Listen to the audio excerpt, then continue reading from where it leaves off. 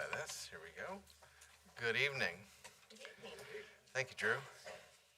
Mr. Manager. A couple people here. List.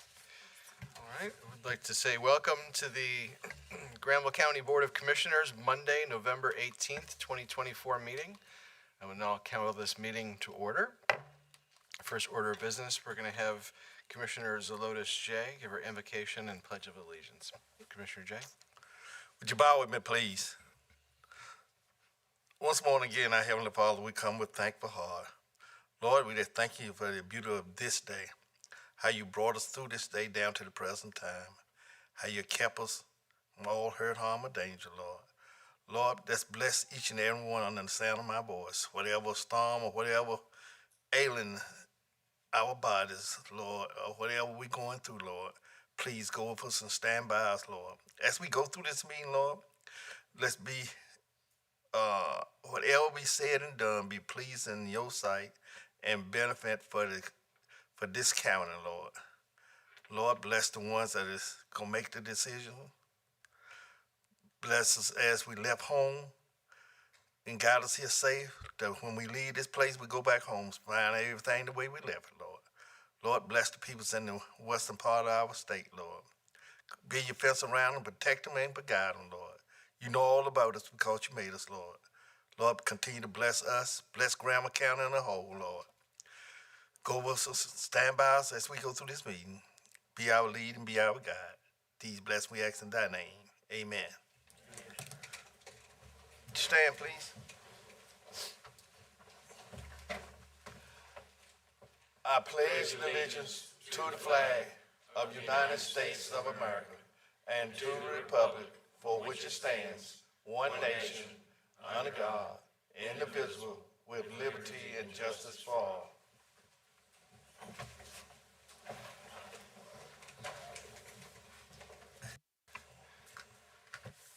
All right. Thank you, Commissioner J. All right. Commissioners, you've got the consent agenda, our next item. And you had an opportunity to look at this, and hopefully if you've had any questions, those were answered.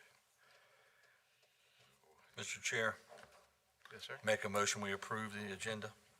Second motion, Mr. Chairman. Okay, we've got a motion by Commissioner May, seconded by Commissioner Cozart to approve the consent agenda. Are there any questions on the motion? Hearing none, all those in favor signify by saying aye. Aye. Any opposed? Like sign. Motion carries.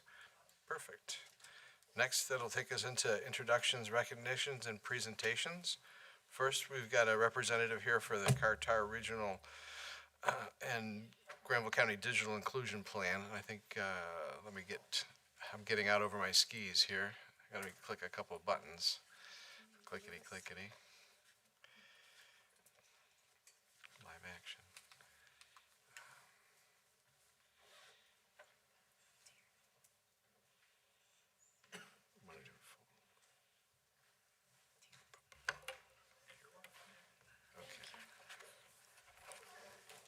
Hello, my name is Amanda Lewis. I'm with Carter Regional Council of Governments.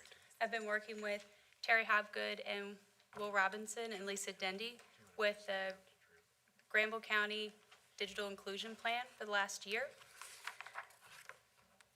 We prepared some slides to kind of present the information that we've gathered. Thank you.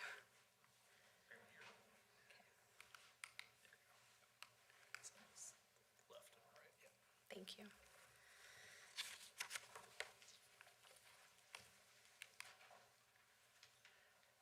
Carter Regional Council of Governments was awarded funding from Band and C to support the 5-county region in developing a county digital inclusion plan for each of the 5 counties and a regional digital inclusion plan. Granville County Digital Inclusion Team was Terry Hobgood, Will Robinson, and Lisa Dendy.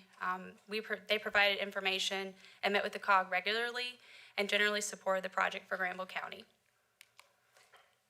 The focus areas for this plan were affordable, robust broadband internet service, internet-enabled devices that meet the needs of the user, access to digital literacy training, quality technical support, and applications and online consent designed to enable and encourage self-sufficiency. Some of the general information that went into the plan was we used the same color hex code and logo from Granville County.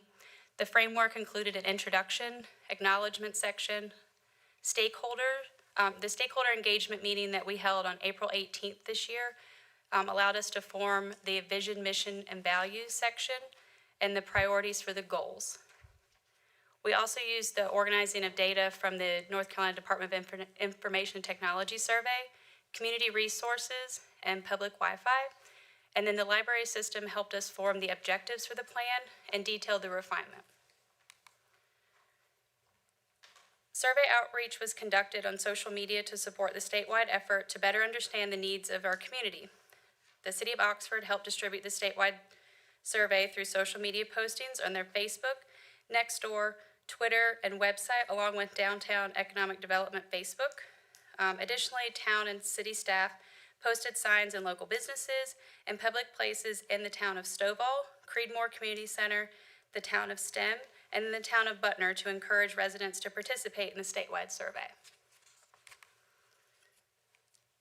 Some of the other responses from this survey included a comment section where county participants of the survey were allowed to give a free response. Some of those included that we need better coverage in rural areas and more choices between providers to drive down cost and increase quality. In rural Granville County, outside of city limits, there are no broadband internet options, only satellite internet. Not only is satellite internet expensive, it is not as reliable as broadband connection. And internet access is terrible and way too expensive for what you get. So we also compiled a list of cities and towns' public Wi-Fi access points. That's available on page 20 in the plan, seen on the right side of the slide deck up here. And the direct link to the survey is ncbroadband.gov/survey. Some of the goals in this plan included closing the homework gap, workforce development, telehealth access, government services online, business support, community connectivity, environmental sustainability, and access for all. Each goal had an objective or several objectives listed on how we can achieve those goals. And some of those are measurable objectives. So like we took a count or had a goal by a certain date that these items would be completed. There is an alignment between the County Digital Inclusion Plan and other comprehensive plans and state level plans that are going on right now around the topic of broadband. For the CARTAR Comprehensive Economic Development Strategy, also known as the CEDS, there's a focus of promoting small business, entrepreneurial, and development. Those are addressed in Goal 5, Objective 1 of the Digital Inclusion Plan, to work with organizations and agencies that support and promote small business and entrepreneur development. Goal 5, Objective 3 in the Digital Inclusion Plan, develop programs that support small business and entrepreneur development. The CARTAR CEDS is located in the hyperlink on the bottom right-hand side of the slides. The Granville County Digital Inclusion Strategy Alignment also engaged with the CARTAR CEDS in promoting niche economic development, which was found in Goal 5, Objective 2, which was provide access to small business entrepreneur development resources to small niche businesses in Granville County. The North Carolina Digital Equity Plan was the state levels plan. It identified 5 barriers and needs. One of those is access to affordability of high-speed internet, which is defined as 100 megabits per second download and 20 megabits per second upload. Accessibility and inclusivity of online public resources. Digital literacy, which comes with a caveat at the state's plan saying that this terminology is flexible and may change with more information becoming available. Cybersecurity and privacy, availability and affordability of devices and technical support.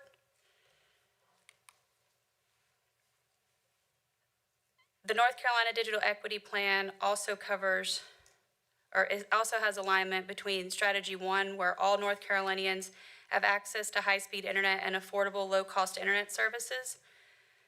This strategy alignment is within Goal 8, Objective 2 of the Granville County Digital Inclusion Plan. to support the state's broadband equity, access, and development, also known as the BEAD program plan, objectives and implementation. Goal 1, Objective 2, work with educational organizations to provide public Wi-Fi in additional areas of Granville County. And then for the North Carolina Digital Equity Plan Strategy 2 is to promote practices that support online accessibility and inclusivity of public resources and services. This alignment is found with Goal 3, Objective 1. And Granville County Digital Inclusion also aligned with the state's Strategy 3, ensure that North Carolinians can acquire the digital skills and understanding to meet their personal needs and the workforce needs of the state. I have a correction to make with this slide for the first bullet point for Goal 2, Objective 1. It should actually read Goal 2, Objective 2, and I have some notes that I can give to you guys if you need them. For North Carolina Digital Equity Plan Strategy 4, promote practices and leverage tools to ensure online privacy and security. The state's plan has more of a state-level alignment for cybersecurity, so we included in our CARTAR Regional Digital Inclusion Plan a more regional approach or local-level approach that would be necessary for us to achieve this task. That's defined within Goal 4, Objective 1, to promote cybersecurity importance through classes, handouts, and communication to the Granville County communities. And that will align with our promote cybersecurity importance to the communities served. Another one for the CARTAR Regional Digital Inclusion Plan was to host cybersecurity training sessions for local government and community-based organizations. Within the Granville County Digital Inclusion Plan, Goal 6, Objective 2, it states to host cybersecurity training sessions with digital navigators and digital agents. For Strategy 5, within the Digital Equity Plan from the state, it states to ensure that North Carolinians have access to digital devices to meet their needs. These goals and objectives align with that strategy within the plan as well. And then these are all of the wonderful resources and data that we've collected to inform this plan. All of these are hyperlinked within the plan, so when the public is able to view the document, they can easily access the same data we were able to reference within the plan itself.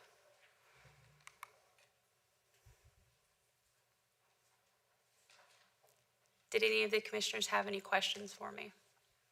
Is it? I do. Good evening. Good evening. Mr. Chair, what does accessibility and inclusivity of online services mean? Accessibility just means to access them. Inclusivity is, so not all of us may be able to see as well or hear as well when accessing online information. So we are trying to make this accessible to all viewers, whether they are needing visual assistance, hearing assistance at times. Sometimes there's language barriers with folks. So we're trying to be inclusive in making this accessible to anyone and everyone within Granville County if they want to read it. How would you go about doing that? Mostly online software allows for a lot of translational services by default. So if you were to view the plan, even through just a Google browser, Google Translate will automatically do a lot of the translations for you. We're going to work with some of the ADA compliance to figure out how to get this more accessible to other folks, like for the visually and hearing impaired. Are y'all as part of this, putting part of this plan together, did you work with Granville County Public Schools at all? Yes. Okay. What was there? How did they participate? I spoke with the Granville County IT director for K through 12 schools to make sure that they had public Wi-Fi access for some students to be able to go to those campuses. It seems like y'all had a pretty good strategy of having them, not every school has them, but one in every sector, I would say, kind of Granville County, so they're in close proximity for folks to be able to go and access a public Wi-Fi location. I have a question about page 53 on the definitions where it talks about digital equity. And so I just want to know what does full access to democracy look like? Democracy is more than just us sitting here. It is our taxes are a part of democracy, and even like these public documents are online. So we want people to be well-informed. Originally, we all had to send a mail message to an office and request public documentation. With everything becoming more digitized, this is just allowing folks to participate in democracy by retrieving that information online or So sending an email to that office in place. Participatory government is what you're talking about? Yes, sir. Civic functions? Yes, sir. So I just feel like the word democracy has been really overused. And so, because we have two forms, some people call America a democracy, some people call it a democracy republic, a democratic republic, or a federal republic in which is formed around the Constitution. That's why I asked that question. I think it's an overused word. Hopefully, through the editing process, we can find a way to maybe demonstrate that we want everyone to have the same access to all the information possible that they can use, and kind of leer away from terms that I think that may provoke a different interpretation. That's Thank a fair you. point, sir. Thank you. Just a couple of comments. Thank you so much to you and your team for bringing this before us tonight. I want to ask Commissioner May raised one question I had about the school system's involvement. Was very happy to see Goal 3, the telehealth. In fact, our hospital has been engaged with some other hospitals to try to expand services. What role has our hospital here in Oxford played in this whole effort? I believe there were some medical healthcare professionals that actually attended the April 18th stakeholder engagement meeting. I know Granville Medical was there. I don't believe that's the same facility that you're speaking of now, though. So I would like to invite them to have a conversation with me if they feel there's additional input needed from them, especially around telehealth. That's actually a big topic going on in this state right now. Good. Thank you. No problem. Any other board members have any questions? Okay, and did not point out at the beginning, but we've got our own Terry Hobgood on the team here, as well as Will Robinson, our library director, came along with Miss Amanda Lewis. So we've got a recommendation here from our digital inclusion planning team that they recommend approval of the attached county digital inclusion plan that we just got an overview of, and to incorporate any final edits or revisions deemed necessary by the Board of Commissioners. So Russ, I think you pointed out the one there, and you've got the attachment as well. Mr. Chairman? Yes, sir. If I'm in order, I make a motion that we approve the recommended plan with the comments that were made for consideration. Okay. Okay. I'll second. We've got a motion by Commissioner Cozart, seconded by Commissioner Wilford, to adopt the digital inclusion plan with some suggested edits as made by board members. So any questions on the motion? Seeing none, all in favor signify by saying aye. Aye. Any opposed, like sign, and motion carries. Thank you. Thank you.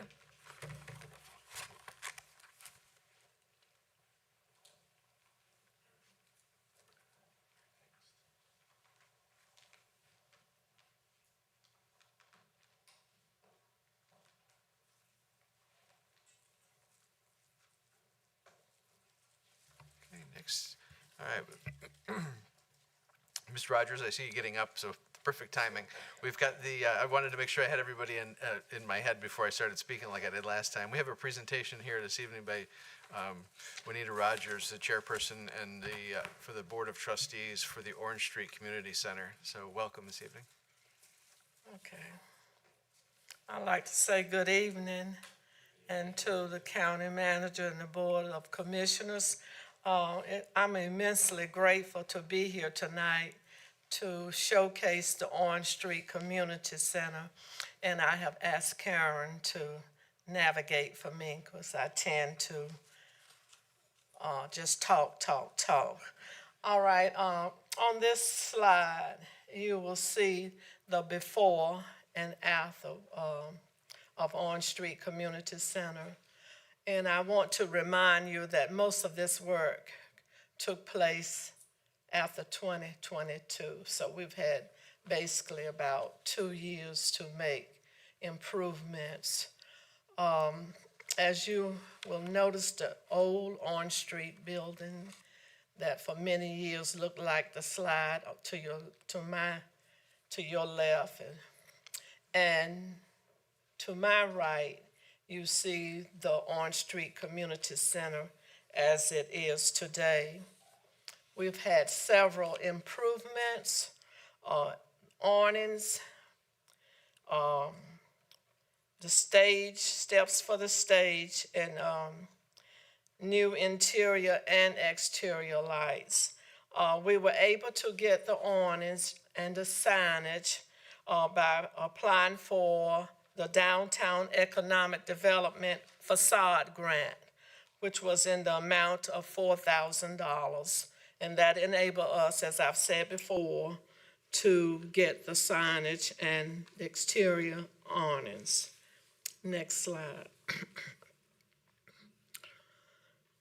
Future improvements for our plan would include drapes, which was ordered last week for the stage, refinishing the current flooring, installing security, and eventually moving into the kitchen area to bring the kitchen area up to date, to paint the hall area.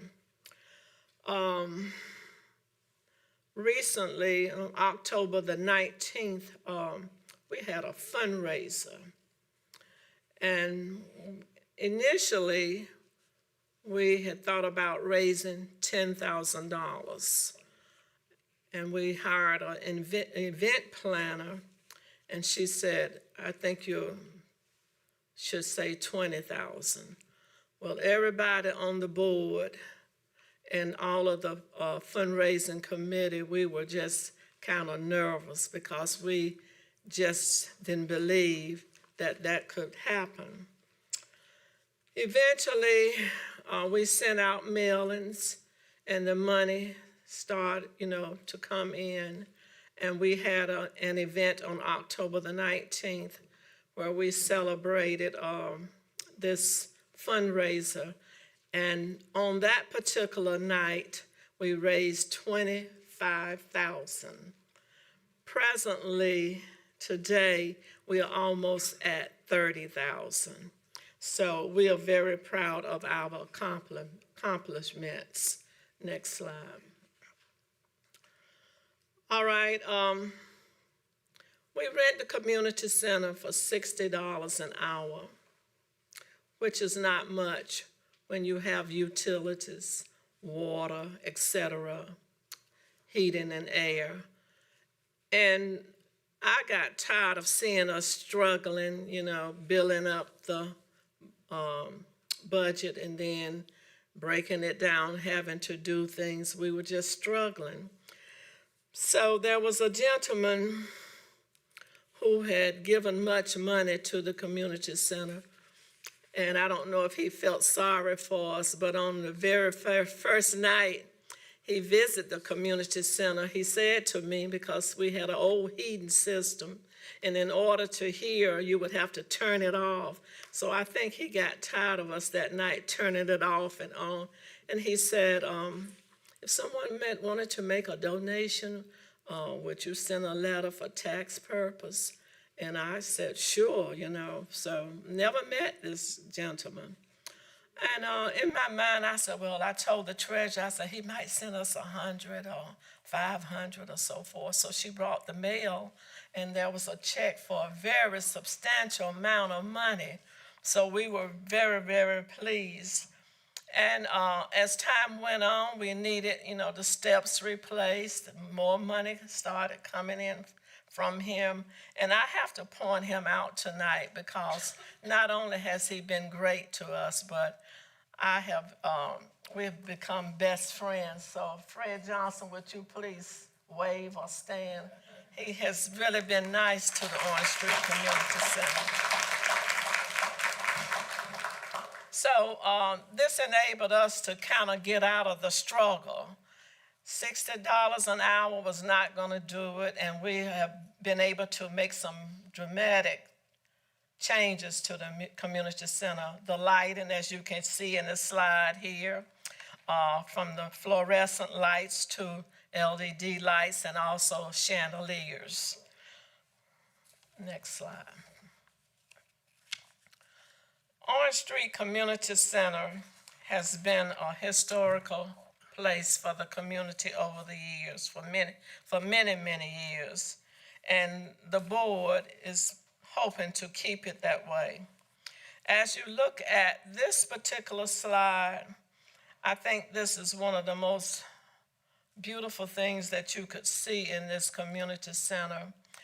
We had a leak, and when we pulled out the paneling, we found out that there was a brick, and it's basically all over the building, and we had volunteers to come in and knock the paneling down, and this is what we had, the brick.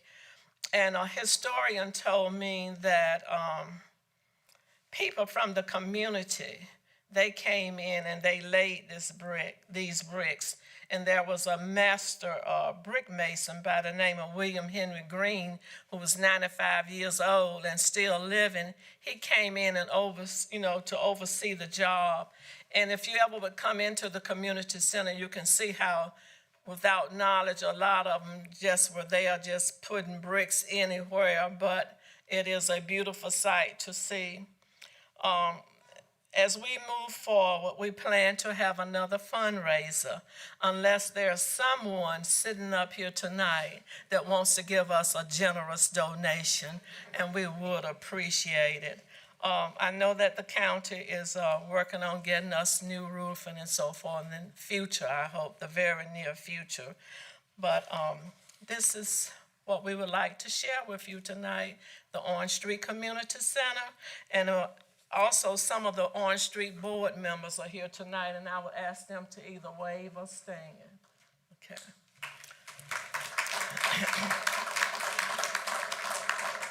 Thank you. Any questions? I don't have a question, Mr. Chairman, but I'd just like to make a comment. We held Commissioner Hinman's retirement from ACIM there a couple weeks ago, and we've been involved in a couple other meetings with the city. And kudos to you and your board. It's a beautiful place. It really has undergone a very nice renovation. Thank you. And kudos to Mr. Johnson for his generous donations and just to the community in general. Thank you.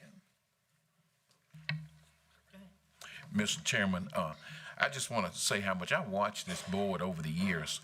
And I will tell you, the board now has this attitude about going forward with aggression to make changes. And I really appreciate the fact that they haven't been set still to just wait. They've been actively doing things. In fact, we were involved in a training when Mr. Johnson came, I think for his first time. And it's events like that that I think will draw people in. I really can see the Orange Street Community Center. There are times when this facility is really booked up, and it's very difficult to be able to get it sometimes. And I can see that facility being one that can help take that load off and give our citizens another place where they can go and have meaningful meetings and different kinds of activities. So hats off to you. Thank you so much for your leadership. Mr. Chairman, Ms. Rogers, I have been in that community center off and on since I've been in Granville County. And I quite frankly, a few years ago, thought, why haven't we torn down that building? Because it just was in such bad condition, inside and out. And I don't know who was the one that was facilitated getting you on this board, that you had all these dreams and you came through with them. And I'm so impressed because I know I had to get people on that board, and you don't know how hard it was for me to find somebody to get on that board. And you found her for me, and you just haven't stopped. I'm so very impressed. And like they said, they had the retirement party for me for ACIM there, and I just walked in and went, what happened to this building? This is not the building I was used to coming into. So thank you for your committee. Thank you for what and thank you, sir, because the county can't afford to do a lot of these things that really did need to be done. So thank you. I can't say it enough. Thank you. Thank you. That was Commissioner Cozart. Any other questions? I don't have no question, but I'd just like to say, Ms. Rogers, you have done a wonderful job since the change of the hands. You, I know you didn't want to do it I did. at first, but you know we twist your arms and everything, but it couldn't happen to a better person. And we appreciate everything that you do. You and the board is fantastic. Y'all do a great job. Keep on doing what you're doing. Thank you. We thank you. Mr. Chair, Yes, sir. if I could briefly make a comment, in addition to the board members and the volunteers who have contributed to make this facility work, I wanted to point out that we have two staff members in the room here, Scott Phillips and Gary Bowen, who have exactly. also spent Please. a great deal of time and expertise trying to make sure that, you know, as lovingly as it was constructed, it's an old building and it has all the attendant challenges of an old building, and it has taken all of their wits and expertise to keep it running well, and I know they've been a part of that group effort as Yes. well. Scott Phillips, honestly, when I would call and ask or make a request, he was right on it. And Gary also, even though Gary fussed, but he he would come and get the job done. And by all means, to the Board of Commissioners, we thank you for what you have done. And as I've said before, Scott Phillips has just been a jewel, and we thank you. Okay, that's All it. right, and it was an information only.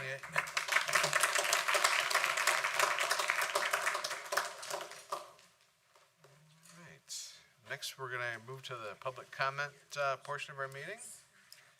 And we've got no one signed up for that. What's the signed up for?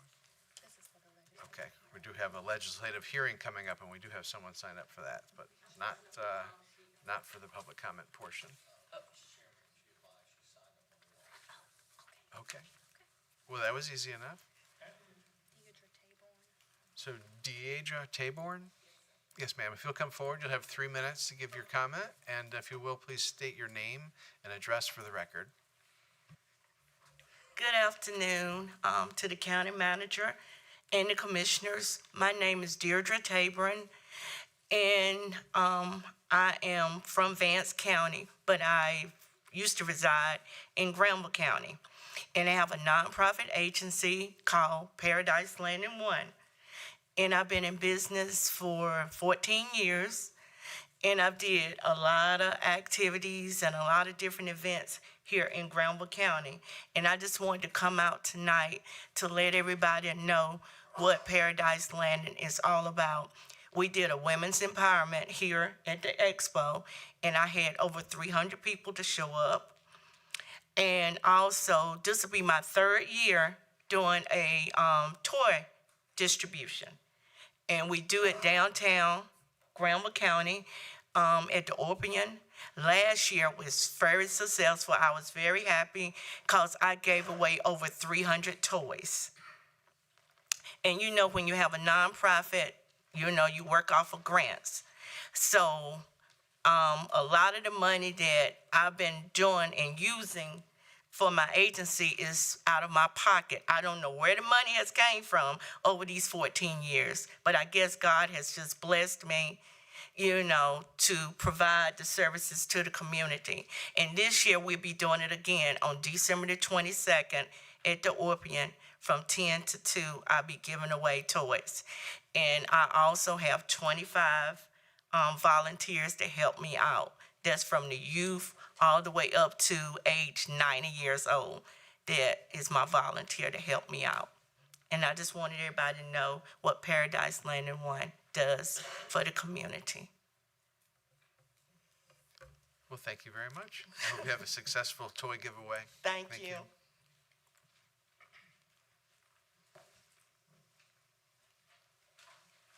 Okay, that was the only person we had signed up for public comment, so that'll take us to some tax matters.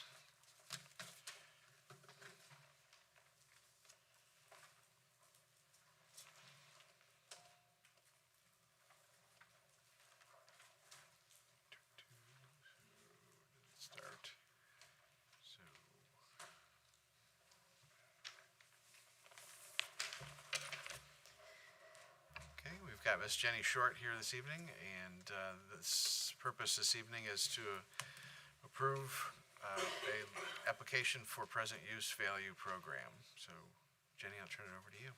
Good evening. So we're here today because of a late application. This one, I think it was originally on the agenda for October, I can't remember which date right now. Anyway, so this is Laura Dean Blackley, Sandra Dean Pruitt, and Charles William Dean. Just to give you a little background, this is property that they inherited from family when the will and death certificate was given. Okay, so once we receive the will and death certificate, what we do is, take the family member's name off and put who inherited the land as the owner on there. And whenever a present use value application has, been filled out and they want to continue use, we give them an application, let them know that they have 60 days in order to get that completed application back to us. If it's forestry management, we let them know that, well, usually we check first to make sure that the management plan is not older than 10 years, and we'll have them contact a forester to get that plan to us. What we do is when they come to the window, let them know it's 60 days to get the application to us. Sometimes, because it seems like everybody wants to use Rob Montague. So he's a little bit, spread thin. So we usually tell him, you get the application here to us first. Usually Rob just emails the forestry plan over to Jennifer, like as soon as it's done. In this case,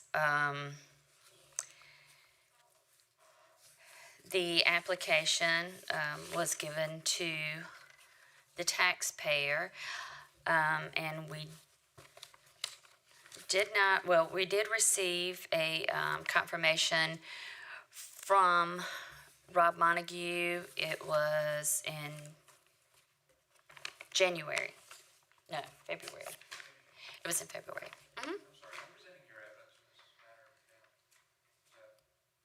Well, I was giving a little background about how the application process worked.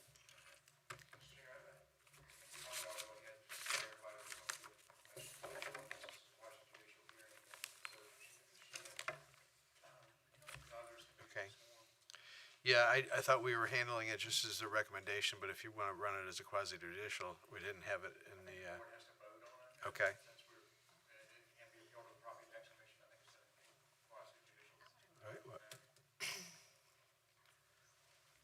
All right, well, if you want to give us a little guidance on that, we'll go ahead and call folks up and get it in that format.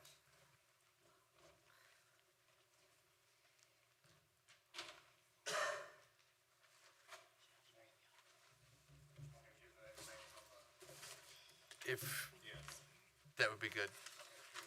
So this is a late application under General Session 105-277.4, which is an application for agricultural, horticultural, and forest land application, appraisal, use value, notice, and appeal of deferred taxes. And so this is basically an application to keep property in the present use value under 105-277.4A.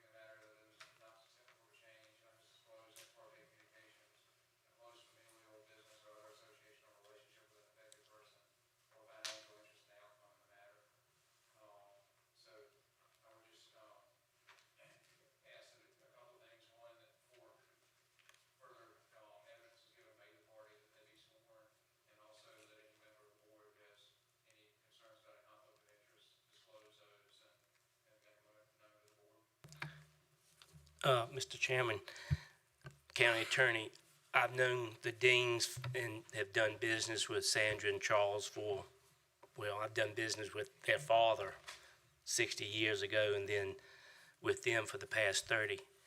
I've also spoken with both Charles and Sandra about this issue multiple times. I feel it's in the best interest for me to recuse myself.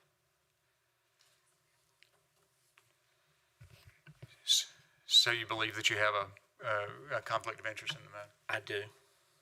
That's up to the board to accept that recusal.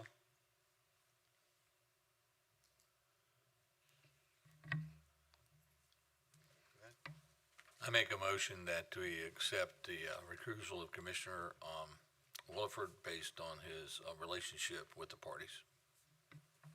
I second motion.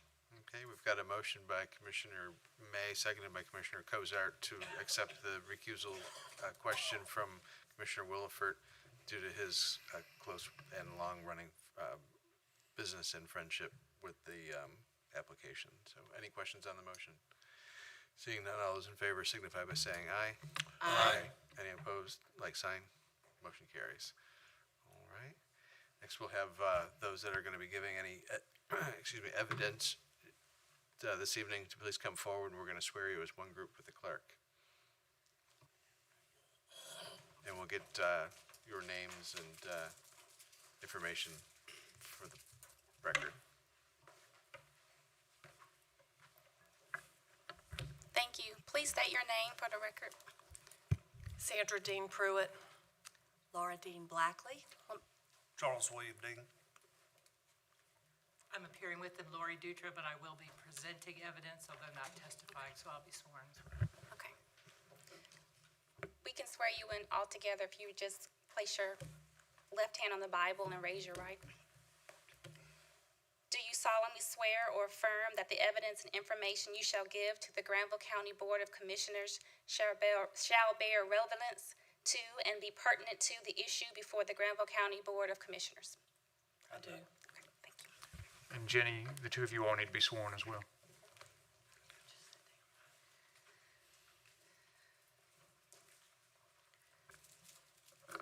State your names for the record. Jennifer Seeley. And Jenny Short. Left hand on the Bible, raise your right hand. Do you solemnly swear or affirm that the evidence and information you shall give to the Granville County Board of Commissioners shall bear relevance to and be pertinent to the issue before the Granville County Board of Commissioners? I do. Thank you. Jim, since you know how you want to run it from here, you want to... She can just go ahead and now and continue where she was. Okay. Laura, you don't object to that information she already gave being part of the record? Okay. You can continue, I'm sorry. It's okay.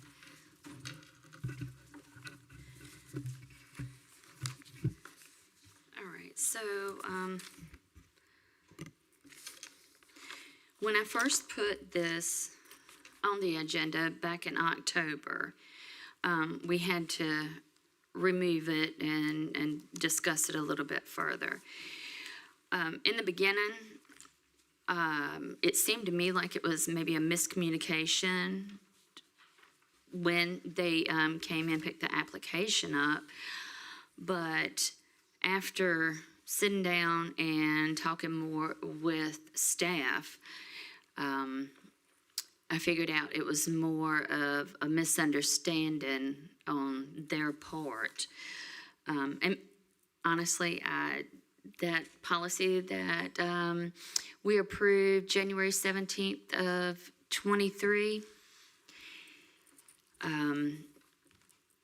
slipped my mind, and I did not, until I reread it, that good calls had to be actually in writing from the county tax office or Department of Revenue. So because the application was late, it's out of our control of if we can approve it or not. That's not even up to us anymore. So, when they brought the application up late, I think, Jennifer, didn't you talk to them? Okay, and so she told them to write a letter, stating good cause to go before the Board of Commissioners. Let's see, our first contact was in January, and I think our last contact was in August. And you should have everything that they sent to us. We attached it, so you should have a copy of the letter that they sent us, along with the forestry management plan.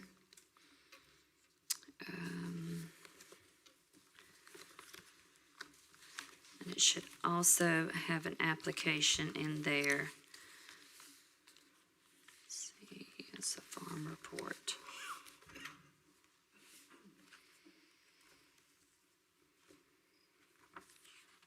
So we do now have all of the information we need, but the only thing we can do in the tax office on our end is to add them to the program in 2025 during the application period, January 1 through January 31.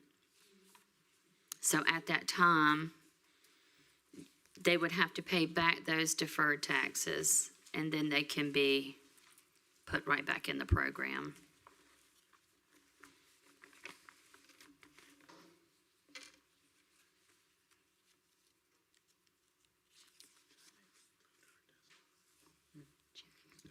Do any board members have questions for Ms. Short?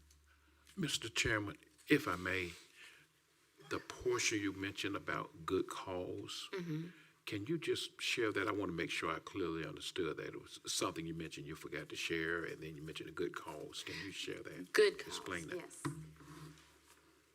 Sorry, I have it saved in my phone. I didn't bring my laptop. So it was adopted January 17th of 2023, Granville County Late Application Policy and Processes. So inherent in owning property is the obligation of property owners to understand their rights and obligations, including paying taxes and applying for all exclusions and exemptions from property taxes in a timely manner. With that principle in mind, taxpayers' neglect or oversight will not constitute good cause for late exemption or exclusion application. A late application is any application, number one, not received by the tax office before the official deadline, or two, not bearing a clear postmark or official timestamp before the official deadline from the U.S. Postal Service or other recognized delivery company or common carrier such that the date of the deposit with delivery company or common carrier can be determined. So good cause for considering late application may include situations in which the taxpayer was given incorrect information in writing regarding the matter from the tax office or the North Carolina Department of Revenue, or the taxpayer was incompetent, incapacitated, or deployed in military service. Hold on, it just kind of shrunk up here. Military service out of the country during the period in which the application should have been submitted. The burden of providing both good cause for the late application and eligibility for the request, exemption, or exclusion falls on the taxpayer. So in paragraph number 2 in our booklet, The last sentence in that second paragraph, the tax office gave Ms. Blackley and Mr. Dean an application to fill out for continued use value with verbal instructions. So, those verbal instructions, of course, so nothing in writing accompanied those instructions. It was just, Right, just the application. okay. Thank you, Mr. Chairman. And, Mr. Chairman, may I add one thing?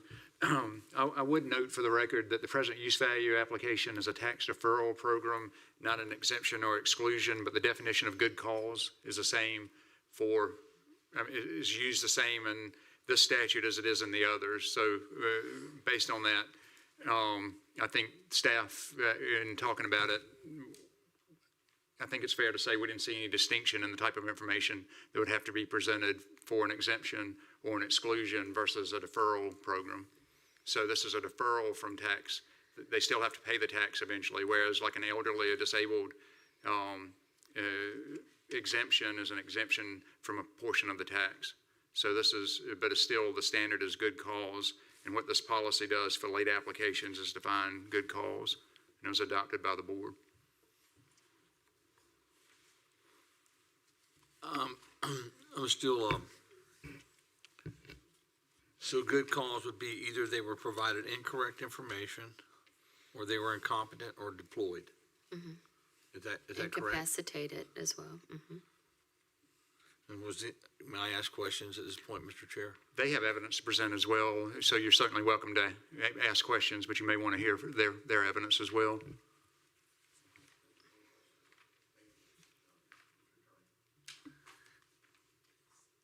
Did the information you provide them, was it accurate?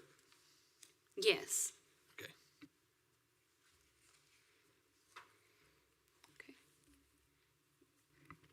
Okay, if we'd like to have, Ms. Dutra, did you say you were going to be handling that? Other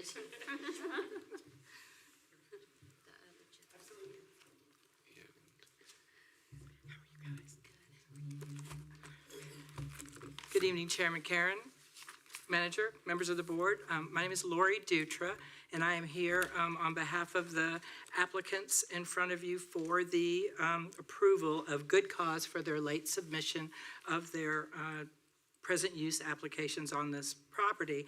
And I think what your attorney said is true in the sense that for agricultural property in this county, which is of course our backbone, and this particular farm, as is in your record here, is they're in the third generation of farming these lands, currently actively farmed, actively tobacco farming, actively other crops by the Preddy brothers, has never been out of farming, I think, since 1920 something. And so there, of course, I don't think there's any question even by your staff that their intent was to keep that present use going when they inherited this property last year.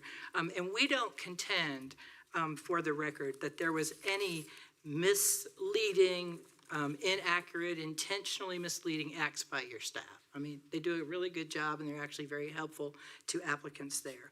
But it's very important for this court, you're sitting as a court, you are the arbiters, you are the determiners of good cause, and yes, you have adopted a policy, which is a great idea for our county, that says you may consider those things, and they're probably the best things for you to consider. But I think when you look at everything that happened, in this case, I think good cause exists under your rule. And I'm going to try to be brief, but the packet that was in front of you, I received a copy of, did not contain everything in the record.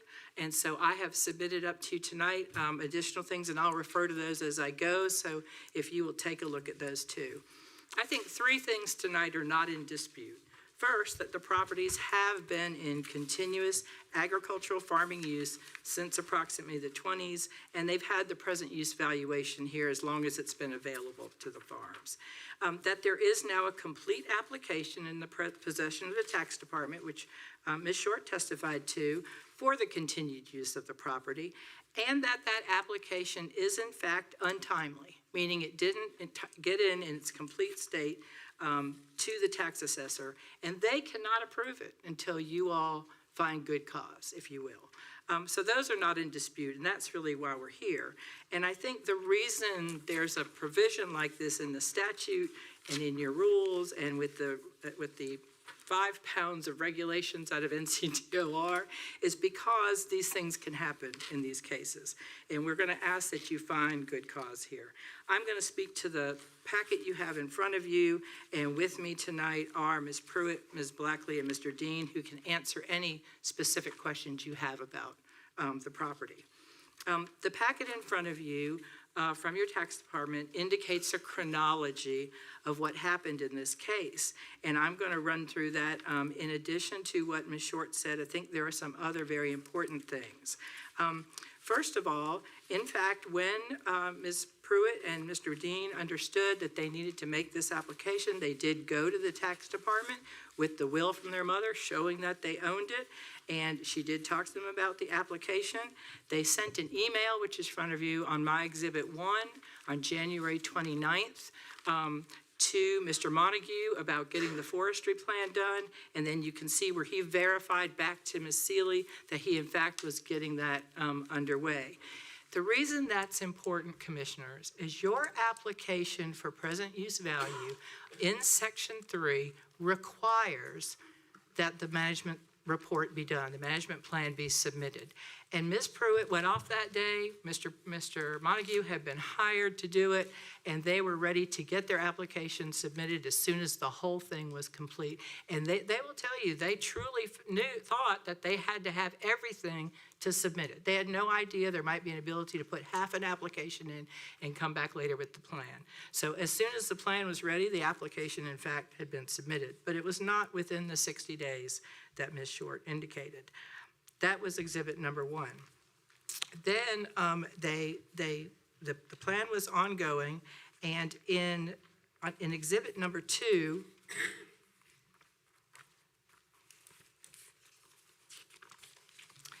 in July of this year, both Ms. Pruitt and Ms. Blackley and Mr. Dean received tax bills dated July 9th in writing from the county that assessed them taxes based on the present use value. It was just the same. It was in their name. It was assessed at present use. And they relied on that it didn't concern them. They knew that they were in the process, that was what was happening. Then under Exhibit 3, not part of the packet in front of you, but I have put it in from the county, was the letters issued to Ms. Pruitt, Ms. Blackley, and to Mr. Dean on this whole farm that they all three now own, and that they were then being removed from the present use program. Those letters dated August 27th said, "You are the owner of property that is currently under present use. We did not receive an application in 60 days. We must remove you from the program." As soon as that letter came to them, they went back to the tax office. Mr. Montague finished that plan immediately, had been working on it, finished it, presented their application, and it is in its entirety, and it does meet the statute for continuing the present use value. And I think that Ms. Short was very honest with this board, and also in your packet under Exhibit 4 is what the staff report said on October 21st. It said that they recommended approval of this due to miscommunication. Well, she's right. It didn't elaborate for you the policy that you had adopted in January, but I don't think a miscommunication changes. It's either there or it's not, and it was there in this case because it was not clear to the applicant, both because of your written application that requires that plan under Part 3 before it be submitted, when they sign it, and when you sign a present use application, because they have that in their packet, right, the applications? Mm-hmm.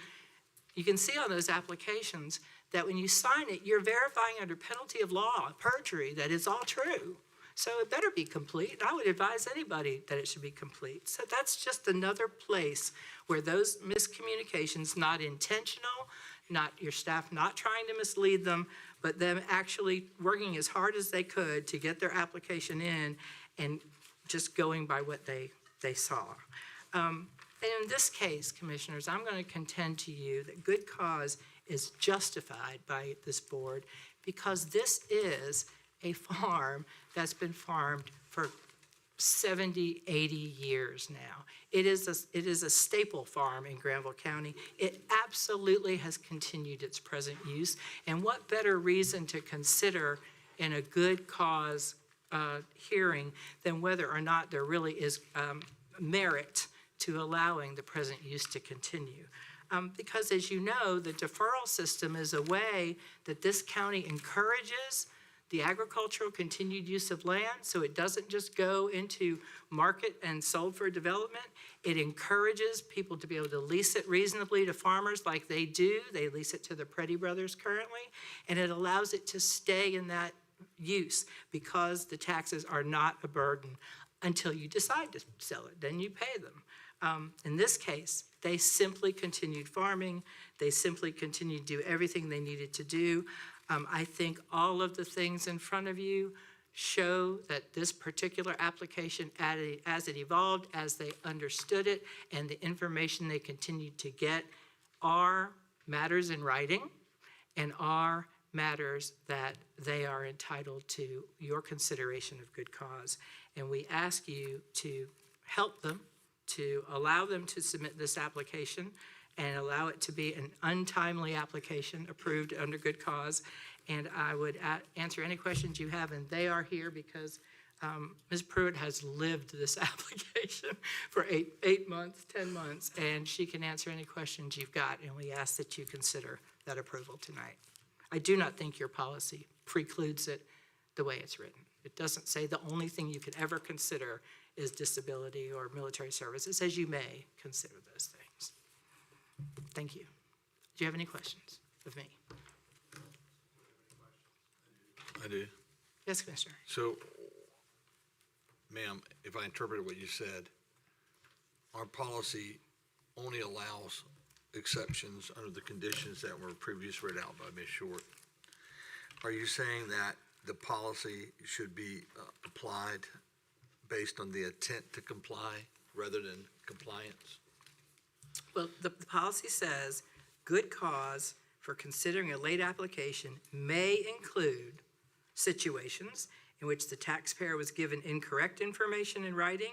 And again, we are not contending that they intentionally said anything incorrect.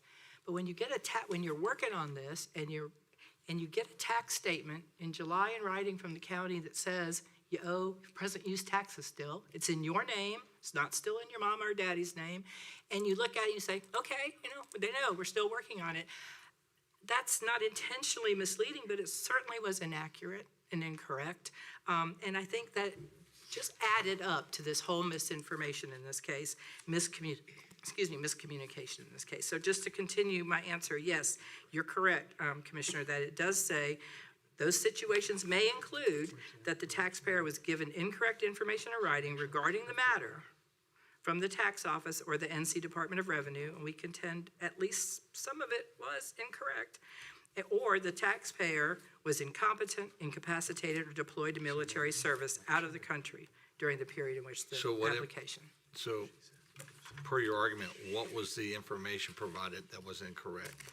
They were sent a tax bill in July that told them they were still only in present use. And it led them to believe that they were still in the process of continuing that application. And what exhibit is that? That is Exhibit 2. Let me make sure. There might be 3. It's Exhibit 2. I have the tax statement to both Sandra Pruitt and Laura Dean Blackley, and then I have the tax statement that went to Charles Dean on his part of those tracts. And they can testify, but those are, in fact, tax bills at the present use value. And then right behind them on number 3 is where the next month they got the letter that said, oh, we're taking you out of present use. And it assessed all of the deferred taxes that Mr. Wren was talking about. I included both of them because they were not in your packet, although your staff's chronology that they gave you for your packet is correct, that that's what happened. They simply didn't talk about the tax statement in July. So we have. And we submit in all fairness, which is what good cause is. Courts do equity. You all are able to be a board doing equity. Is it fair? And I think, yes, it can be decided under your policy, to answer your question. Commissioner Gooch, you've got something? Yes, and I'm looking for a short answer. Why was the application late to start with? Because they didn't submit it, they didn't have the forestry plan yet, which is a requirement on the face of the application. And they can answer that, but they did not understand that they could submit an application that was incomplete because the plan had not been completed. It was not done finished until September. Yeah, that's the answer. Is based on your testimony that it wasn't complete, but you said something about, does anyone have an application in front of us so we can see what it states? I have copies of theirs, but I thought they were in your packet. No, they're not?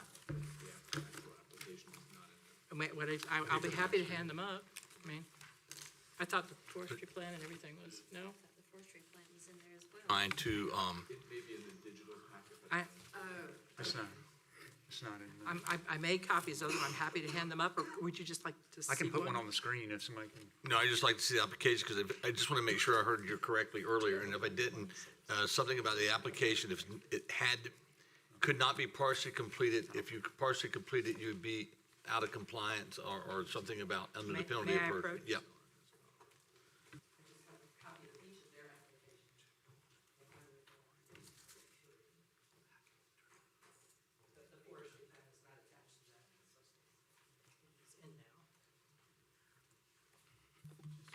Can I ask a question while he's looking at this? But I understand that Mr. Manicue was hired in January, right? Yes, and that's Exhibit 1. Right. So because he was hired in January, I guess I would assume that if he hadn't gotten it back to me, I'm still in the time period. That's the way I would think, personally. Am I wrong? I mean, I can let them speak to what they thought, but I think that's what they thought. And I would refer Commissioner May to where it says important on the first page. Forestry applications need to complete parts 1, 3, and 4. And then part 3 is where you have to attach the copy of the forest management plan. And then at the end on part 4, your affirmation, you're affirming under penalties of law that has been examined by me and it's true and correct. So if there's a process that can be part of this that allows it in pieces, the application in writing should say that, I think. I'm happy to give copies to anyone else who needs it. I've got that here.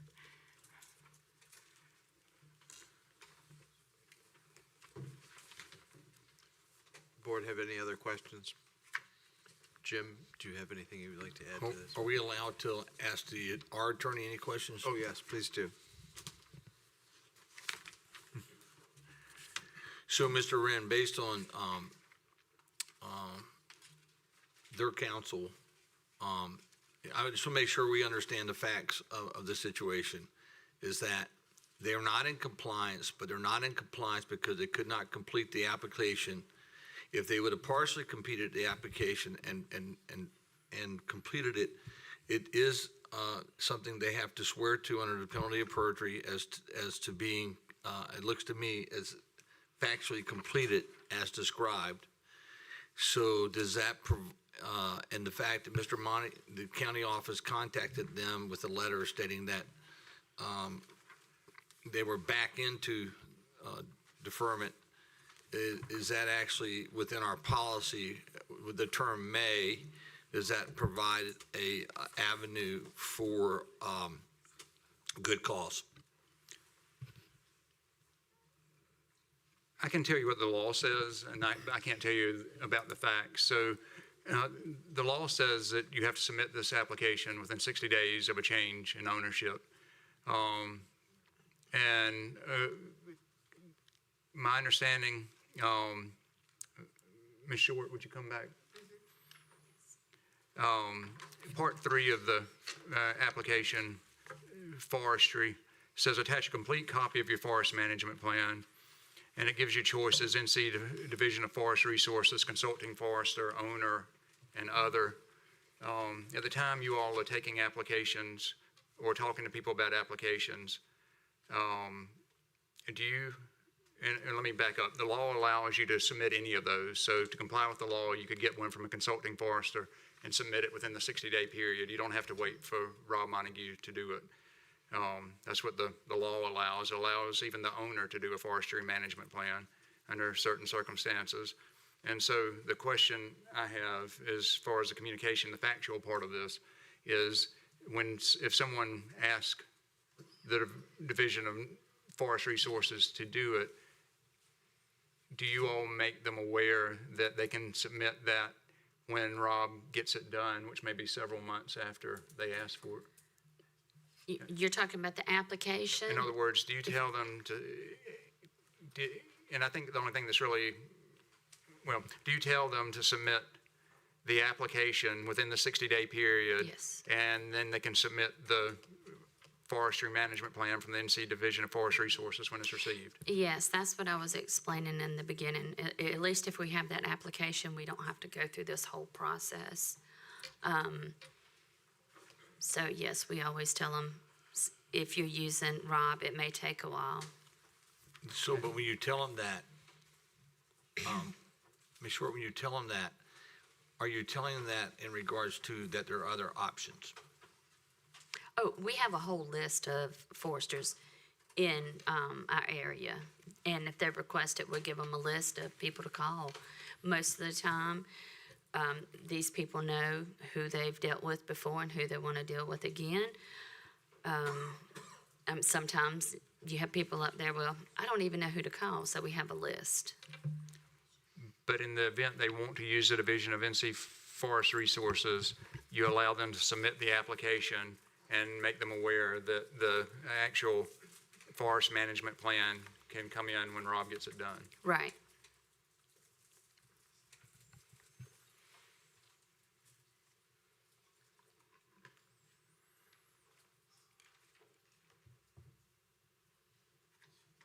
And I don't know what was, I can't speak to what was said in this case. Maybe someone who spoke to them can speak to that. Yeah, I'd like to know whether the, I hope you use the right term, plaintiffs, what was their interpretation of that communication? Well, I think before you asked that, did either one of you speak to any of them? I talked to them after the fact. Jennifer, you spoke to them.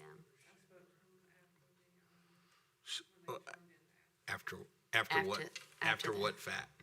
Okay, I talked to them and let them know about them being on the agenda and about the policy, and and let them know if anything changed, I'd contact them. I think they had more communication with Jennifer, but you talked to them when? When they got the bill, okay. So I'm talking about the notification of the 60 days. So when you hand the application to them, they're told they have 60 days. And then and some along the line, they talked about Mr. Montague being involved and getting the application process. They didn't know it. And then at some point, we sent them back a letter and said that, hey, you're back under the program. And so I'm just asking them, was it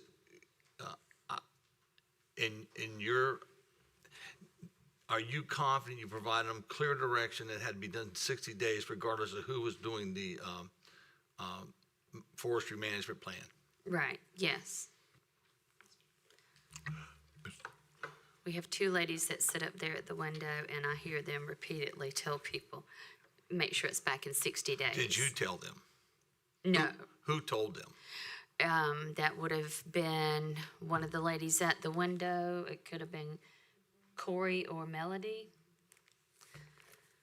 So that person that told them is not, okay, is not present. Right. Thank you. Mr. Chairman, Yes, sir. just one piece that was presented in reflecting back on the conversations that took place in January, looking at the Exhibit 2, the July 9th bill, which is surely after the 60 days. That bill still has current use at that point from the tax office. Just want to share that as something that's kind of causing me a little bit of unreadiness with this, is that the 60 days from the January date, this bill went out in July. which has the same value as had been. So I don't know if there was some misunderstanding there, but that seems to me to be a pretty significant fact in this discussion. Why did that bill go out now? That was along all the county tax bills that went out in July. But why was it still showing, why did you wait until August if the application was due sometimes in the first 2 or 3 months of the year? Why was it, did you wait until August to send out the letter taking it out of use value? There's only 2 of us that does that and admit all of the reevaluation. Some of the stuff had to be pushed behind to get that done. But that doesn't speak to when the application was received, anything? Mm-mm.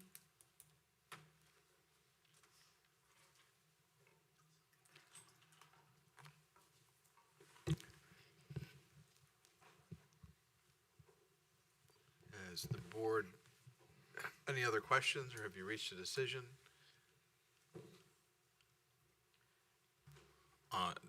Complainant. For the record, I'd just like to ask Ms. Pruitt 2 questions in front of the board on the record. Just state your name. Sandra Dean Pruitt.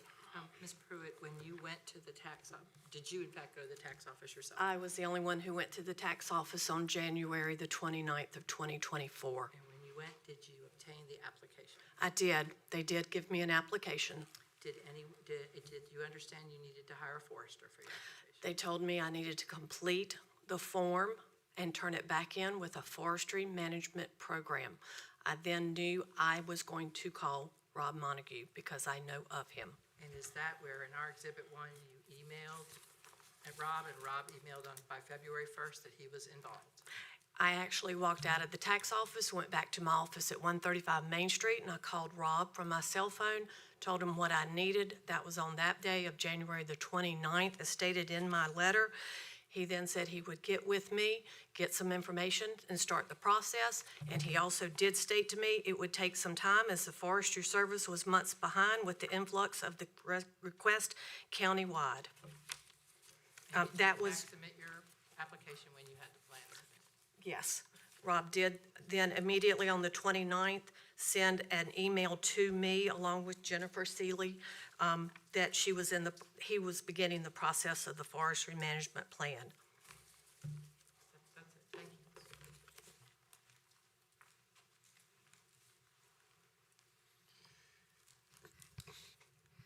And I don't know if we said it at the very beginning, but we're sorry for your family's loss.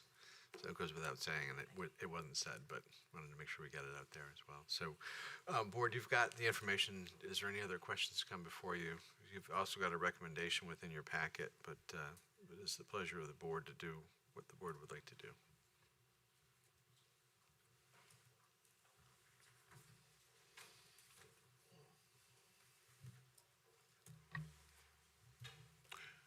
Mr. Chairman, based on the evidence that's been presented and with great appreciation to everything that everyone has done in this particular case, I really believe a lot of effort has gone in.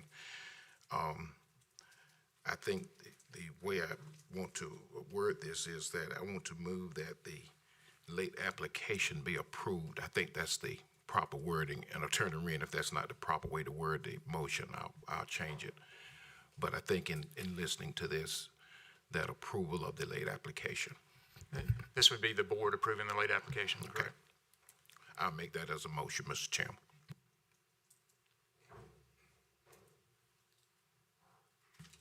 Mr. Chairman, I'll second that. Okay, we've got a motion by Commissioner Cozart, seconded by Commissioner Hinman to approve the late application on this tax matter.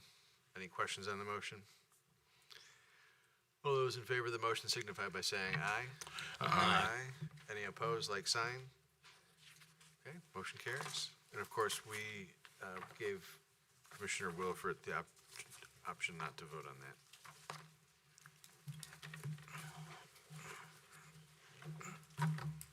Okay.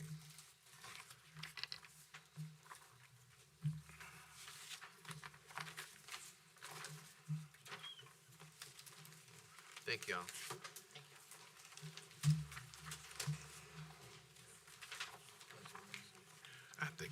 So that'll take us to our planning matters here. And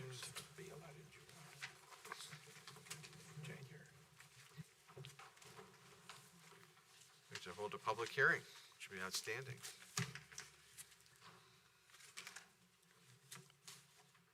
Okay, so I'm going to ask Barry Baker to come forward, and the purpose of this item is to hold a legislative hearing regarding the Land Development Code text amendment. So Barry, if you'd like to give us a little background on that. That'd be Thank you, Mr. outstanding. Chairman, Commissioners, ladies and gentlemen. I want to state first that all public notice as required by local and state law have been accomplished for tonight's public hearing on the proposed land development text amendment.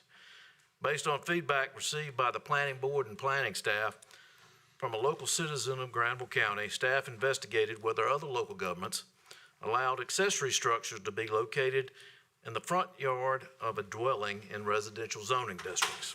After investigating the issue, planning staff found that some local governments allow accessory structures to be located in the front of the dwellings in residential zones. Again, this is the zoning front yard. It is not necessarily just out front of the front door, but can be beyond the front corners of either side of a dwelling.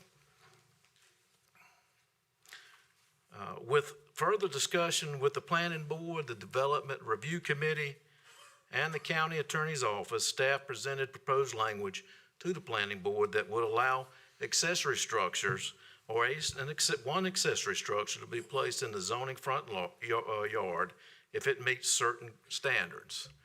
And those standards would be that it would be no more than half the size of the total square footage of the dwelling, would not exceed the minimum height, which is 35 feet in residential zoning districts, wouldn't be no closer than the street setback for the principal dwelling, which is in residential zones is 50 feet. And the suggestion that from the Development Review Committee, the Emergency Management Department, they recommended that if it's a storage building, that an accessory structure not be at least 10 feet from a property's driveway. There have been some emergency services issues where they couldn't get to a dwelling because of things outside that dwelling, outside that storage building. So that's a recommendation from emergency management. What you have here is an illustrative example. Again, the front yard, the zoning front yard is beyond the front corners of a dwelling. There's an imaginary line. It's illustrated in our definition section, but it is an imaginary line from the front corner going sideways, and anything beyond that is the zoning front yard. This is actually a real-world example of someone wanting to put a carport to the side of their, or in the front of their dwelling. There have been a number of Board of Adjustment cases over the years, and so these text amendments, or this text amendment, would alleviate that requirement to go to a Board of Adjustment in these limited cases. The Granville County Comprehensive Plan is silent in regard to the proposed text amendment.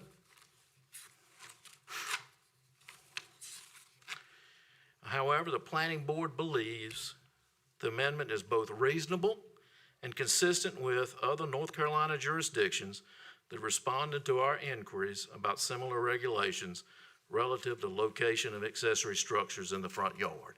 And that is the Planning Board's written consistency statement. At their October 17th meeting, the Planning Board 7-0 unanimously recommended approval of the text amendment. I'd be happy to answer any questions. Let me just state that as Barry was coming down and we had called him to the podium and I read the purpose of the legislative hearing, I forgot to bang the gavel and say that it was open at this time. So Please excuse that error on my part, and we'll go ahead and have already declared this public hearing open when Barry gave all his And I background reiterate information. everything I said, Mr. Chairman. Yes, that's outstanding. So, sometimes if you read the script afterwards, it helps too. So I apologize for that. Second time tonight, I got over my skis.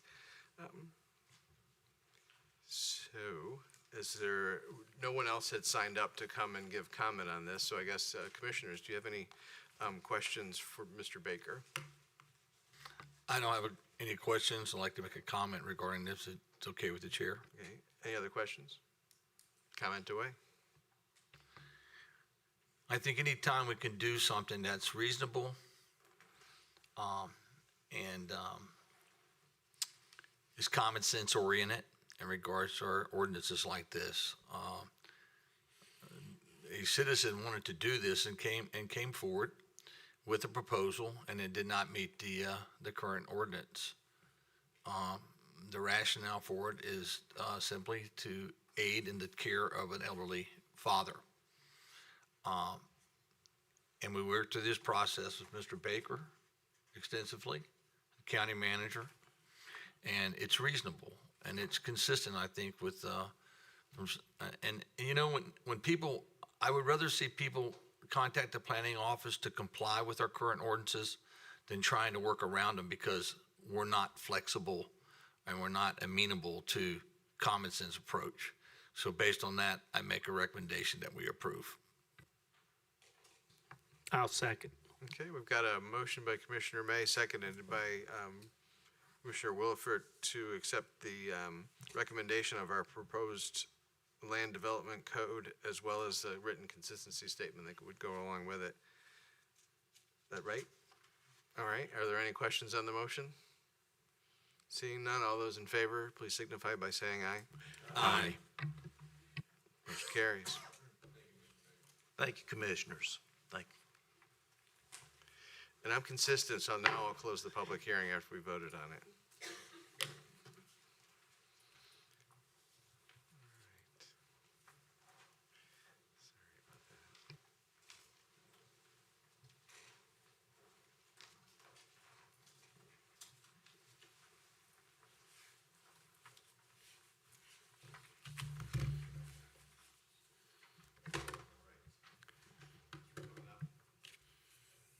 Next item we've got is purchasing. We're going to be looking at some radios. All right, good evening, Chairman, fellow commissioners. I'm coming on behalf of the Sheriff's Department tonight. As y'all are aware, we had a very lengthy process of radio accountability with our law enforcement in the county. As a result of that, working with David Schneider and working with Joel Trott with the Sheriff's Department very extensively, we've come to the conclusion that the Sheriff's Department is in need of 30 new radios to be purchased. 18 of those radios will be Apex 4500 mobile radios. 12 will be Apex 6000 radios, which are mobiles that will be in the car itself. This will allow them to get what they need for the TDMA upgrade that is occurring in July the 1st of next year.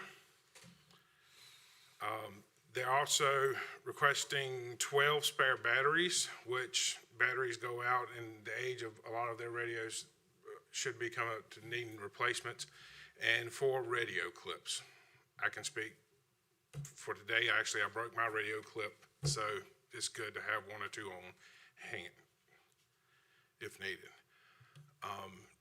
Y'all can see, with this being said, the recommendation, well, back up. The quotes we received are both state contract pricing and sole source vendors. Myself, as well as the sheriff, are recommending the purchase of this equipment to cost not to exceed $230,000 from ARPA fund investments. Myself, the emergency management director, as well as the sheriff, recommend that the Board of Commissioners authorize the county manager to execute the contract once finalized by the county attorney. And I am here for any questions. And y'all should have all the quotes I just have one in quick your packet. question, Yes, sir. if I could, Mr. Chairman. How long does a battery typically last in a radio? So with the batteries nowadays, they have a time. Every time you put it on a charger, it takes away a life. So with the use of every day, I would imagine probably 3 years. I'm sorry, 3 years. It's around 11 to 1,200 charges. So you said these are sole source and Yes, state there's- contract? Is this one actually on state contract? Yes, this is state contract pricing. But there is the, Mobile Communication is the only Motorola dealer, authorized Motorola dealer, and RCC Communications out of Carrier is the only Kenwood dealer in this area. Okay, but this is on state contract? This is deal? state contract, yes. Which one of these is the portable? Which one is the, The Apex 4500s are the mobiles, and the 6000, I might have said them backwards earlier, the 6000s are the portables.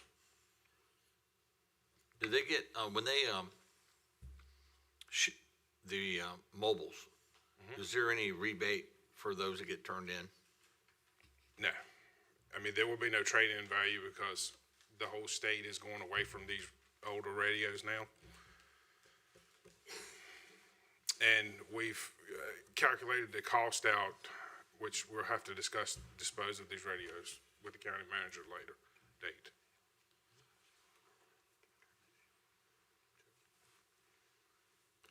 All right, Commissioners, you've got the recommendation from the Emergency Management Director as well as Sheriff, which recommends purchase of this equipment. The cost not to exceed $230,000. Make a motion, we approve. Second. As written.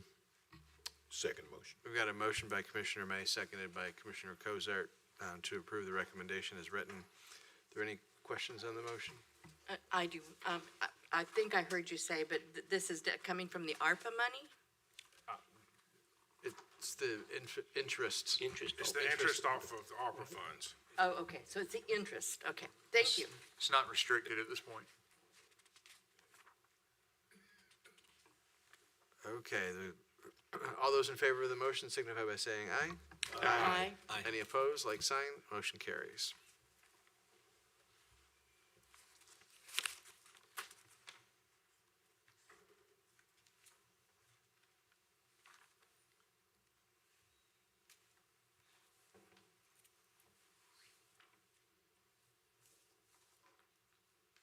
Okay, and now, in conjunction with this, item, we have to do a,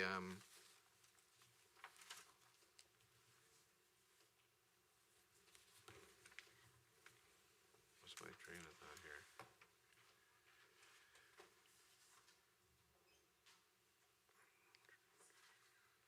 This is around the radio, right?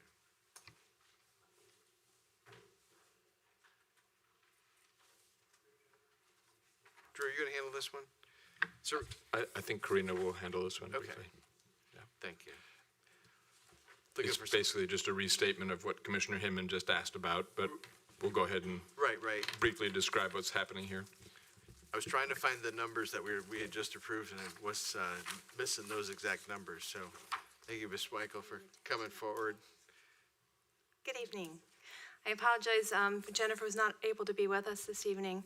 But this item is related to the radios that you just approved purchase of.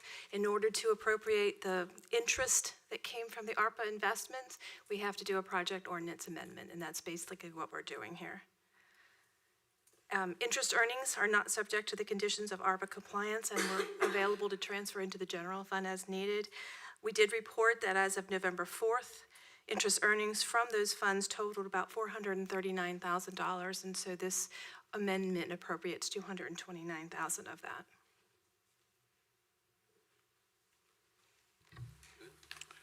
Alrighty, you've got the recommendation here that, from the county manager and finance director to approve the project ordinance amendment number 7 for the fiscal year 24-25. I'll make the motion that we approve it. Second motion. We got a motion by Commissioner Williford, seconded by Commissioner Cozart to accept the recommendation and approve the project ordinance number 7. Any questions on the motion? All those in favor signify by saying aye. Aye. Motion carries. Thank you. Thank you. Thank you.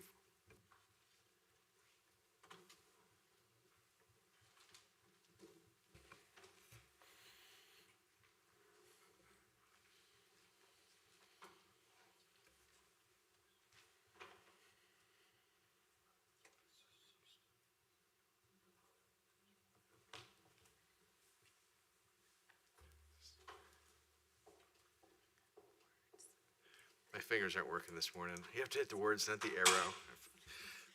All right. Here we are back. Jason with emergency management for fire protection and rescue service budget clarification. All right, so the purpose of being here tonight in this section is for clarification to section 16 of the county budget, the Fire Protection and Rescue Service Fund. Give a kind of a background. When it was presented, recommended from the Fire Commission to the board, it was recommended in particular the grant section, it would be in 2 categories. One is the state fire grant, and the other was any other grants. This past Fire Commission meeting, several of the fire chiefs come with wanting to combine the 2 grants into one to be able to use the grant more effectively. Some of the fire departments are not eligible for all the grants, one of them being the forestry grant due to the population of their district. They're no longer eligible for that. So the Fire Commission made the recommendation to the board allowing both sections of the grants to be used as needed for grant match by the volunteer fire departments. And if you're here for any questions you may have. All right. Do commissioners have any questions on this item? All right, you've got the recommendation before you. What's the pleasure of the board? Make a motion we approve as stated. Second. Okay, we've got a motion by Commissioner May, seconded by Commissioner Gooch to approve the Fire Commission's recommendation to allow both sections of the grant to be used as needed for grant match for the volunteer fire departments. Is there any questions on the motion? Seeing none, all those in favor signify by saying aye. Aye. Any opposed, like sign, motion carries. Thank you. May I ask Jason a question, Mr. Chair, real quick? Please do. Based on the last Fire Commission, County Manager as well, have we had any further conversation with the audit firm?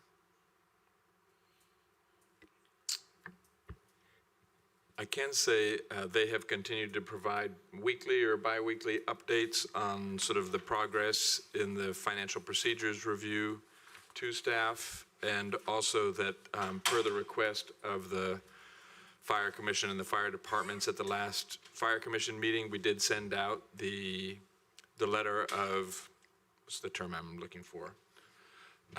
Basically our contract with them that stipulated all of the deliverables that they would be looking for from each department. Thank you. Okay.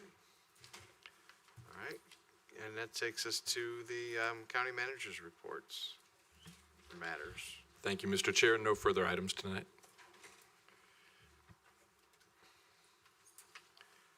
County attorney? One matter for executive session, no further items.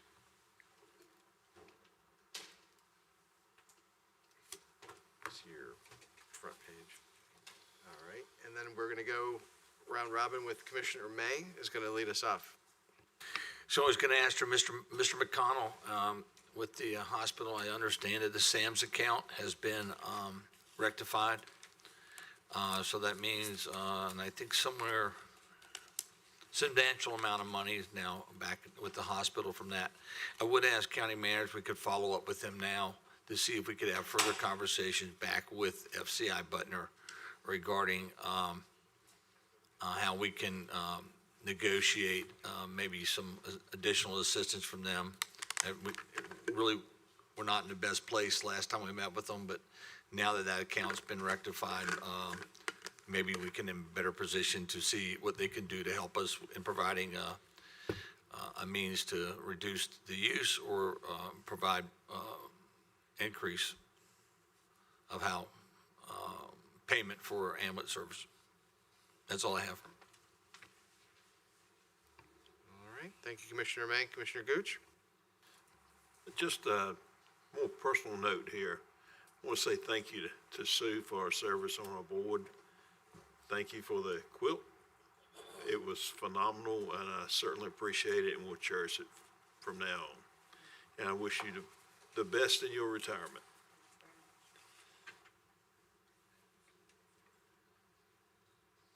All right, Commissioner Jay? Just like to echo microphone. Oh. So, it's been wonderful serving with you. I hope you're the best in life and your journey be a pleasant one. And just think about the good times we have had together. We appreciate you. Appreciate you, everything that you have done. Just like another thing to throw out to the, we had our COTS meeting last Tuesday. As of January the 1st, we will be short of 10 drivers at COT. We had 7 full-time drivers is retiring, and 3 part-time drivers is. So if you know of anyone that want a job, please, and drive for COTS, please let us know. Also, then I had the pleasure of going to the Legislation Goals Conference in Raleigh last week. We started off with the clicker, and our votes would never add up right, so we had to go back to the old time of raising your hand on all these goals. we had to raise our hand, but the main thing we had Senator Jim Perkins and House Representative Ray Jefferson to speak for us, and they gave it. I mean, what Senator Perkins said was that he would encourage anyone that is going to run for officers that they will at least come through local government training to find out all the stuff that they have to go through before they decide they want to run. And also they was telling Ray and was telling how the association had helped them with excuse me, running and being in the House. Because he said he knows how the commissioners feel that the county government hope them. Also, that we ran through all these goals, and I think all these goals that we went through and through this booklet, I think but 2 that didn't pass. And thank y'all for giving me the opportunity to vote. I'm saying it for a joke now. But just because I couldn't go. Sue, you missed it this time, and we appreciate it. But it was a good 2 days of hard work and setting goals. And they mentioned something I was intending, Commissioner Hammond and Commissioner Kozar, about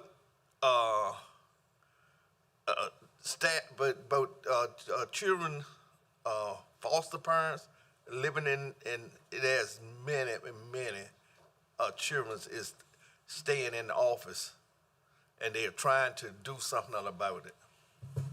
They're trying to pass some when they go back to the section, try to pass something over to help out with funding for staff to take care of those students. And also, they talk about community colleges. Then they also talk about EDC. They said they asking everybody to get right, get their parks ready so when people come into the state, and when they come around to visit, you can't be just saying we'll wait on it. But they said be ready when you come. Thank you, Mr. Chairman. Okay. Commissioner Wilford? I also would like to thank Sue for the quilt. I hadn't served with you as long as these other gentlemen, but the 2 years I did serve with you, I've enjoyed. It's been a pleasure. I hope the citizens of Granville County have a safe and joyous Thanksgiving. If you travel, be safe. Get back wherever you're going to, get there safely, and get back home safely. And that's all I have. Commissioner Hinman? Well, I'm going to try to do this without tears, but you all have been so awesome to serve with, and it's been my pleasure and my privilege to be able to be up here and to serve the county and to do my absolute best, and I feel I've done my best being up here, so thank you very much for that. Jason Rivas, you were the hero of the parades. Let me tell you what, I'm not sure it was the best idea to let Russ be the driver, but let me tell you, thank you for letting us use that golf cart. We had a blast, because we could actually, you know, I've cut my neck with the seatbelt in the different parades, trying to turn and wave and throw candy. I hit my hand so many times throwing the candy out and stem that I was beginning to wonder if we were going to have a car by the time we got down to back to Oxford for the Veterans Day Parade.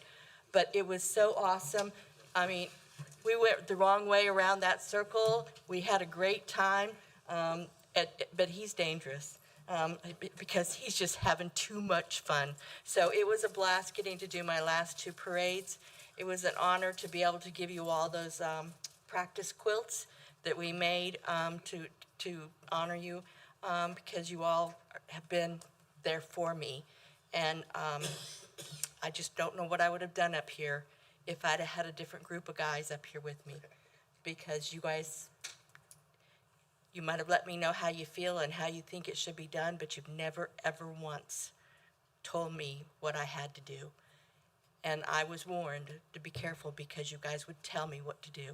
And I've never been told what to do. Now, I might have told you what to do, but you've never told me what to do. So thank you very much. And and we've had fights out in public over that. Yes. But anyway, thank you very much. And I really do appreciate you all, the citizens, letting me serve this time. Thank you. I'm done. Commissioner Cozart? Thank you, Mr. Chairman. And let me just say, just one announcement. On this coming Saturday, from 10 to 12 at the Murray Potter Center, the school system is having a homeless forum where they'll be talking about that topic, the McKinney-Vento students in our communities. Let me just say briefly how much of a pleasure it's been for me to serve with Commissioner Hinman.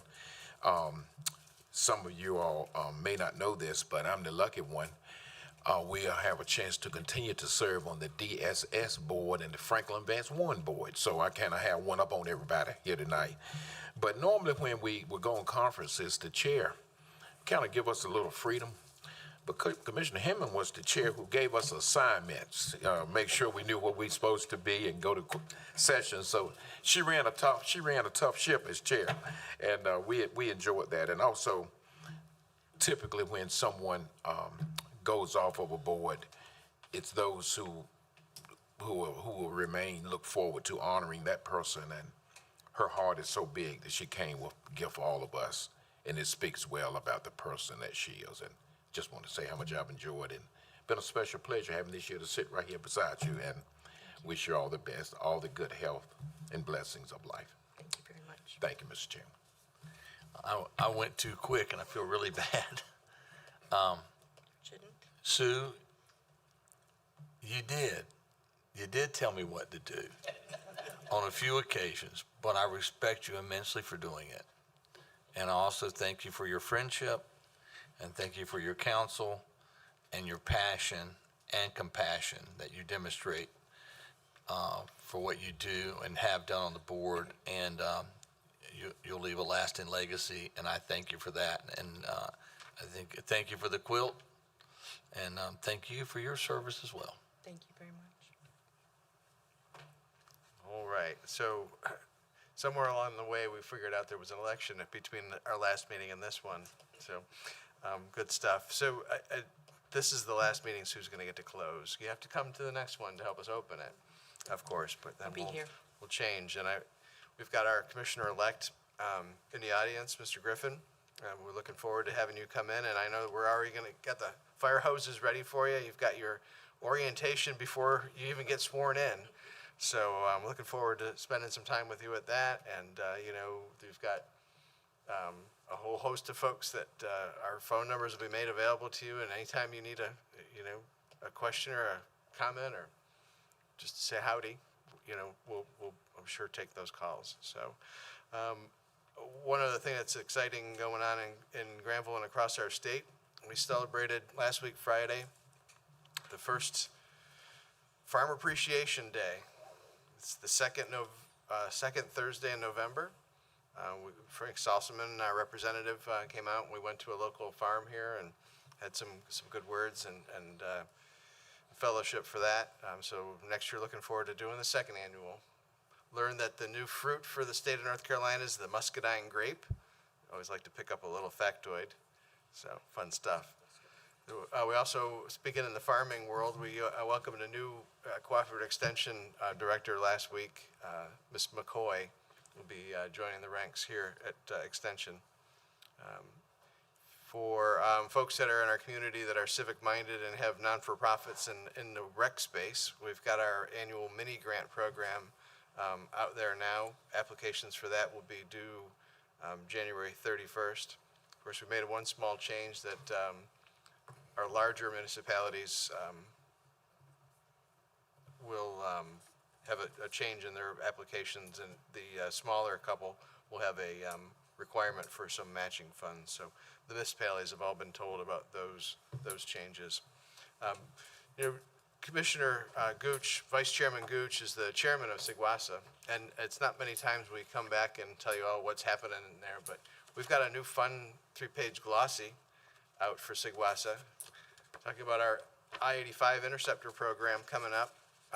It seems like forever ago that we've been talking about that, but it's actually coming to fruition. I believe our easements are all acquired. We've got CDM Smith engaged. The timeline for construction, probably going to be seeing dirt being moved, definitely in the second quarter of next year. So, it's quite a major undertaking for South Granville Water and Sewer Authority. It's a $75 million project. $35 million of that we were able to get with grants. Another 35 with low interest loans. So then another $7 million the ratepayers in SIGWASA are going to be kicking into that project. So lots of funding sources, exciting things happening in the southern end from that perspective. So I think we've got a need to go into an executive session. If there aren't any other matters to come before this board. And that was for attorney-client privilege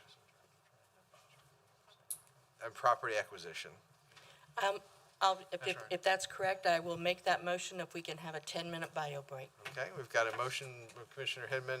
Seconded by Commissioner Wilford to take a 10-minute break, then go into an executive session for attorney-client and property acquisition. All those in favor signify by saying aye. Aye. Any opposed, like sign. All right, we'll be at recess.